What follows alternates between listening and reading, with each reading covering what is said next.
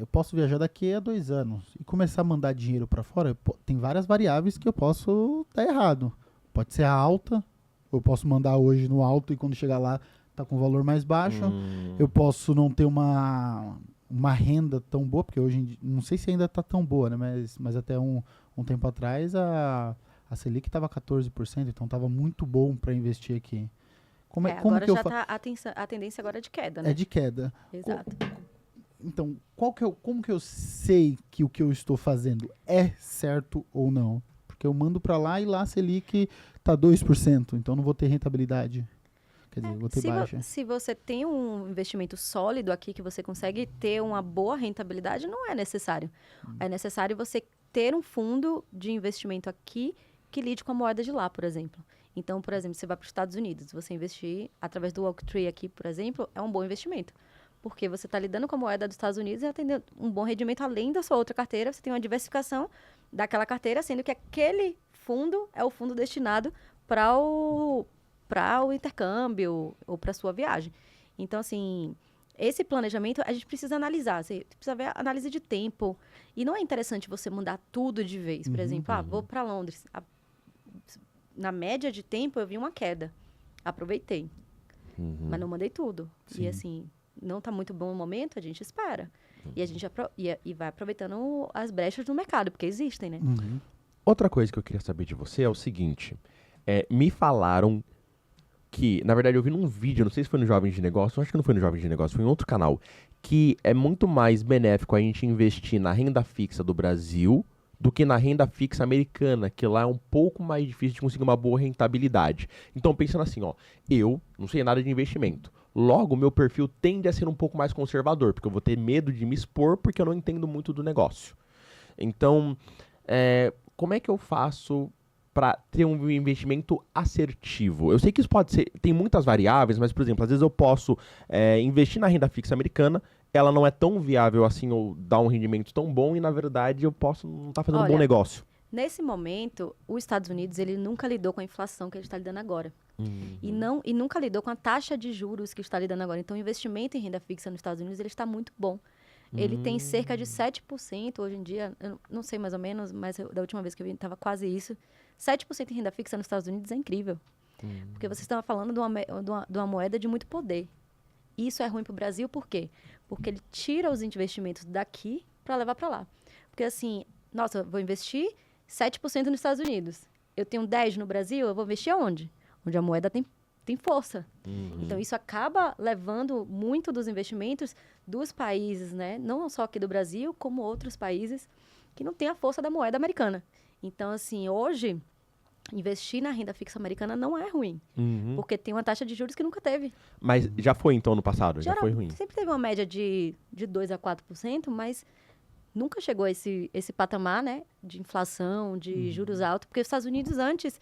você já chegou a ir nos Estados Unidos? Não. Quando você ia nos Estados Unidos, no mercado, por exemplo, você comprava as coisas muito baratas. Você ia no McDonald's, você pagava $3 num combo de McDonald's. Mudou para 15. $15? Um exemplo, sabe? tá. Tipo, de inflação. Eu não sei porque eu não fui recentemente, mas o que as pessoas falam é que tá um absurdo. Tá um absurdo, sim. Comparado ao que era antes. Então, assim, eles estão lidando com uma coisa muito nova, entre aspas, mas que eles não estão acostumados. Não é que nem o Brasil, que a inflação, né? Bomba, as taxas de juros. O americano apanhando assim, né? Sangrando.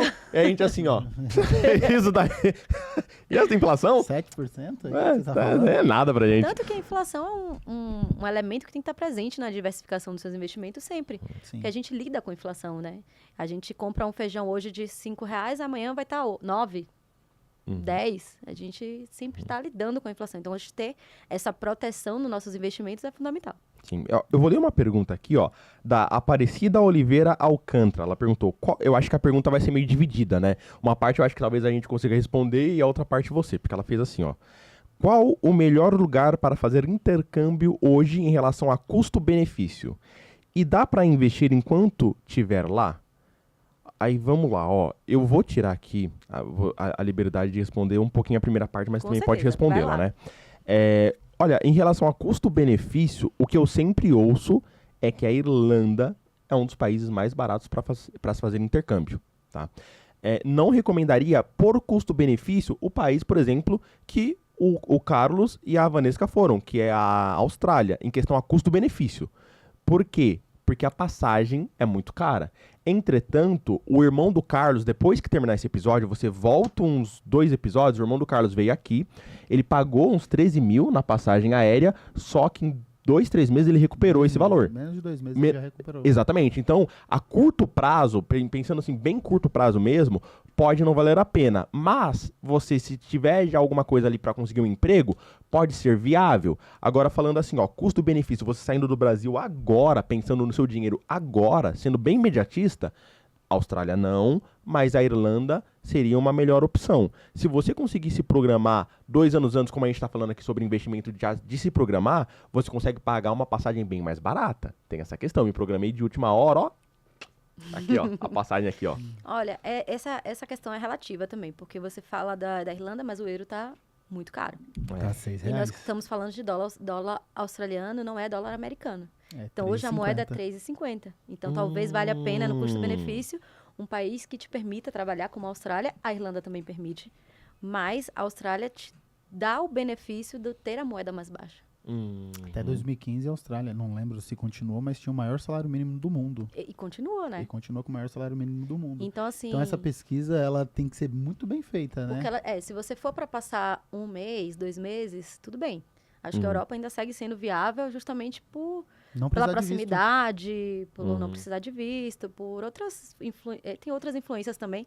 Mas quando você fala em 6 meses em diante, acho que a Austrália bate, assim, disparado. Show. Muito na questão do poder trabalhar as suas 20 horas, que é permitida, né? Então, assim, hoje eles precisam da mão de obra brasileira e de qualquer outro país. Eles não têm muita mão de obra australiana. Então, isso te permite muito mais a conseguir emprego mais rápido e ter esse dinheiro novamente, né? E muito mais, porque te dá uma vida muito boa na Austrália. Eu vou até dar um adendo. Tive vários amigos que moraram na Irlanda. Saíram da Irlanda e foram para Portugal porque era difícil de conseguir trabalho. Principalmente por ser um país pequeno, ter muitas pessoas e pouca quantidade de trabalho. Sim. O aluguel também muito alto.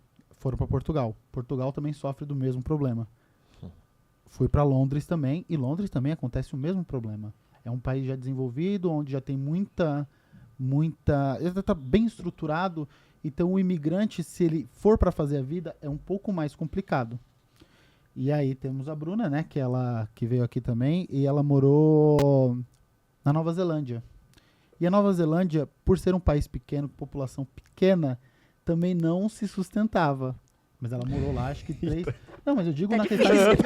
Não, calma que eu vou chegar. Calma que eu vou chegar.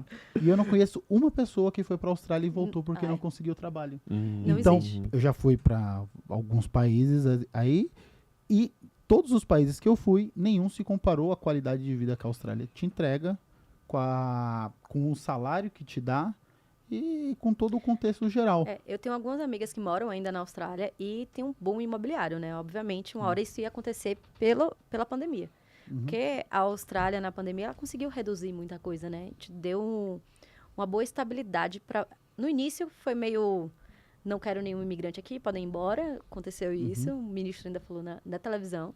Mas depois, eles entenderam que eles precisavam da gente. E começou a facilitar, né?